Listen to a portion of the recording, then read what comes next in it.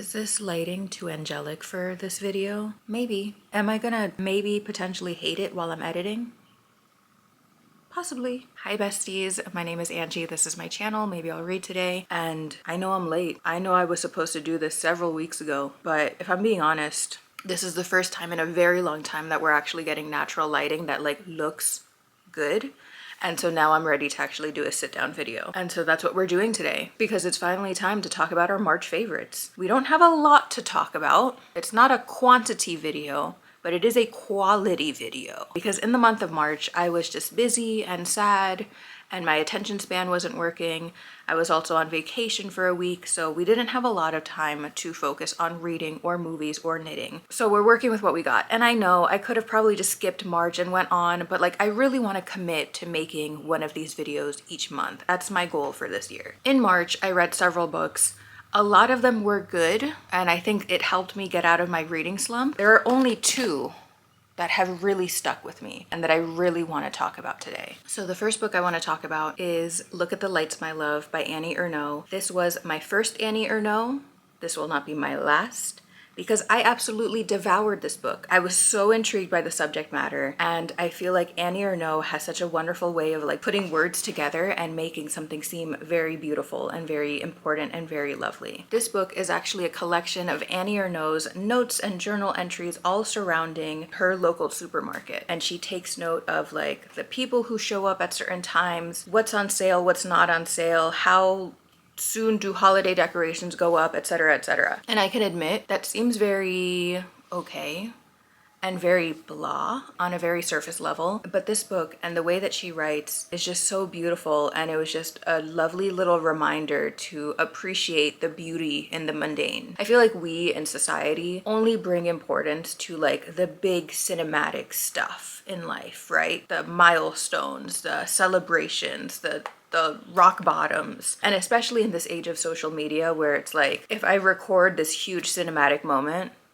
I can go viral and I can like make something of myself. And this book is doing the opposite. It's taking the very little, very mundane weekly chore of going grocery shopping and bringing it into the spotlight and saying, this is still beautiful. Rather than trying to explain what she's saying, I'm just gonna read the direct quote to you. When you think of it, there is no other space, public or private, where so many individuals so different in terms of age, income, education, geographic and ethnic background, and personal style move about and rub shoulders with each other. No enclosed space where people are brought into greater contact with their fellow humans dozens of times a year, and where each has a chance to catch a glimpse of others' ways of living and being. Politicians, journalists, experts, all those who have never set foot in a superstore do not know the social reality of France today. Oh, and when I told you, like, my brain elevated when I read that. Just like started to think about my own grocery store like experiences in the very recent past, and like how I do notice some townspeople are like on my same schedule. We see each other every once in a while, and it's like it's like weird, but it's like kind of cute and it's kind of sweet how we all like congregate here, you know? I don't know these people, they don't know me, but in that moment we're experiencing this thing together. Does that make sense? Am I just overly sentimental? Possibly. But this was the perfect thing for my sentimental little heart. And it just made me want to go grocery shopping, which is absurd because I don't like grocery shopping. But I like this idea of going to the grocery store, putting this audiobook on, and just like taking a step back and reflecting and watching. Not in a creepy way, but just in a really reflective, beautiful, introspective, vulnerable kind of way. Especially since this grocery store near me just like recently opened up, and they apparently have like a second level where there's like seating, so you can actually just like watch people grocery shop, which is kind of weird, but it's kind of like working for me in this like very specific scenario, so maybe that's a thing that I can do in the near future. The second book I want to talk about is Room to Dream by David Lynch and Christine McKenna. This is a book that we've already kind of talked about briefly in a very recent vlog, and this is a biography slash memoir about David Lynch, and that was the best part about it, like the fact that it was a biography and a memoir, because the way that this book is set up is that the first half of any chapter is written by Christine McKenna, and this is the biography part. These are the facts. These are the interviews by peers, by friends, by family. And then the second part of the chapter was David Lynch responding, reacting, clarifying things from the biography. And the way that he writes is very like stream of consciousy, which was really neat because you can really pick up his tone, his cadence in his chapters. It was like so fun, so cool. You really got a sense of his personality in his chapters. And does that open the door to a parasocial relationship? Yes. But it also opens up a similar door to like this feeling of intimacy, this feeling of vulnerability, of openness, which I think is really important to note, because one of the things I learned from this book is that David Lynch was incredibly open to the people around him, to the art in his life, to the universe at large. Like, he just was a really receptive guy. And I think that's really neat. I think that's really important as like a person living in this world. You just have to be open to different people entering your life and different experiences happening, and just like letting the universe lay things out for you. And in the case of like filmmaking, that happened a lot for him. There's this one example that I still think about just because it feels so surreal. Basically, he was filming something in Poland, and as he was gearing up to actually fly out to Poland, he calls up the like artistic director, producer, assistant, I don't know their title, but like they were in Poland setting everything up. And David Lynch basically tells this person like, hey,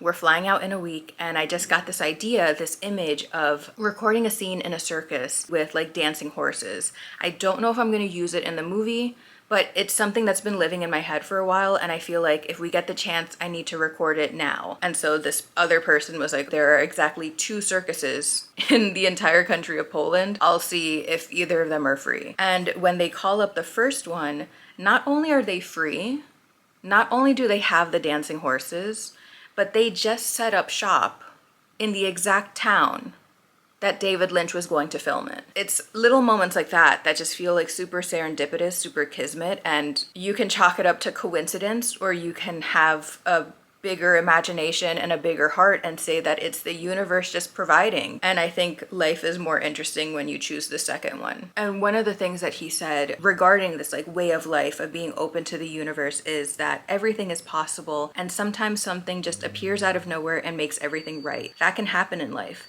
But if you count on that happening, you might be let down. And I feel like this quote has been ingrained in my brain as well. There's a tricky balance of allowing the universe to take control and relying on it. And I think David Lynch was able to find that balance.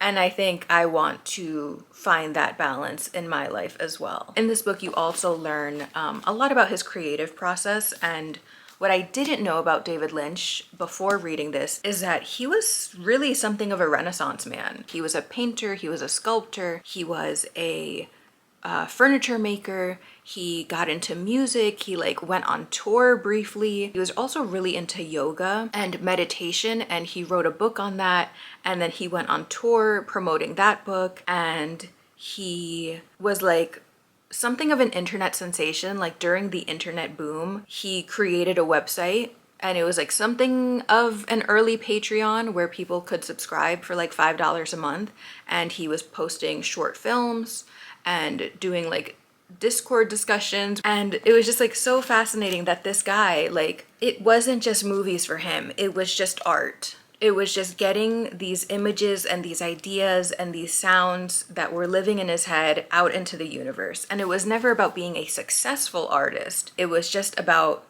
making and letting that live in the universe with us, which I think is a really important relationship to have with art. It also made me reflect on like how I want to create and how I want to like produce things in the world. And I clearly have a lot of thoughts about this book, so I'm like going all over the place. But going back to the internet thing, I just thought it was so neat that David Lynch was the type of person who like didn't stick to his guns when it came to different technologies or techniques or anything like that. Like during the internet boom, he was like, this is new, this is interesting, I'm gonna go all in. It just really goes to show that he was a forever artist and he was an evolving artist. Huge fan of this man, huge fan of his mind, huge fan of this book. I highly recommend it, just given the scope of what it covers and given the way that it's written. It is so interesting, it is so innovative, it is so cool. And like I said, these two books like altered my brainwaves, and I feel like I came out of March a different person. And you could say that's because of all of the retrogrades and all of the shit happening in the stars, or you could say it was these two books in particular, or you could say both. Or you could say that these books saved me from all of the retrograde star shit happening in the sky. Any of those options work as far as I'm concerned. And to continue to speak about David Lynch, in March we watched Blue Velvet for the first time. This was an experience. This was a movie-going moment because my local theater was actually hosting a double feature in honor of David Lynch, where they screened Blue Velvet and Wild at Heart. This was my first time watching either of those movies. I wasn't a huge fan of Wild at Heart, which is why it's not making it in this video officially. The only thing I will say about Wild at Heart is that Nicolas Cage has never been hotter. I was like, there he is, that's my man. But Blue Velvet really did it for me. Blue Velvet follows a young man who returns home from college and he finds a severed ear in the middle of a field. And that severed ear kind of opens the door to the underbelly of society for him. He goes on this like Alice in Wonderland rabbit hole-y kind of journey trying to figure out the mystery of this severed ear. And in that he learns about crime syndicates and kidnappings and domestic abuse, all things that he was not familiar with beforehand because he came from like the idealistic suburban part of his town. And coincidentally, all of this shittiness is only happening like 4 blocks away from him. So the story is really following him as he's like losing his innocence. It was just so beautiful. It was so cool. It was everything to me. Reading Room to Dream beforehand actually allowed me to like really pay attention to the technical stuff, which I would have paid attention to anyways, but it just like gave me more of an appreciation for it and like really like flagged it for me.